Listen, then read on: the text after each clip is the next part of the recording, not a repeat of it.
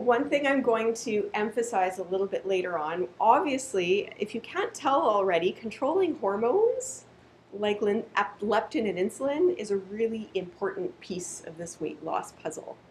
And I'm going to talk about that in a minute. But I want to go back to what are the other problems with this model of calories in, calories out. So just eat less calories, exercise more, and you'll lose weight. So another problem with this model is that not all calories are created equal, right? Does everyone agree with that? So it's very important.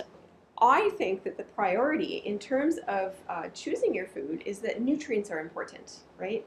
We need nutrients like vitamins and minerals for many body processes to work. And so eating nutrients is a very important thing, which brings us to the issue of empty calories versus nutrient density.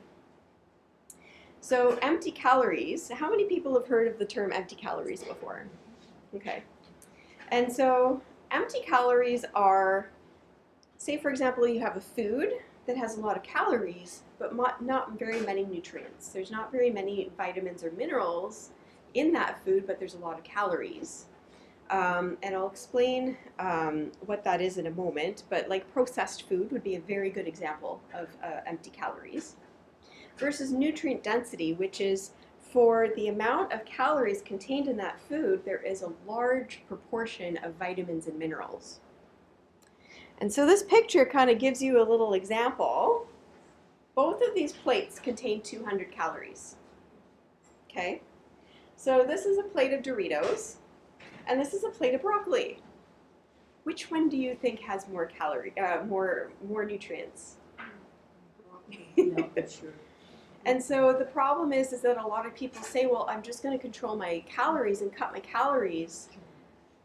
But the problem is that, yeah, you can choose to eat less calories, but if you're eating calories of Doritos and McDonald's and chips and things like that, you're not getting any nutrients. And I'll explain why that's a problem in a moment.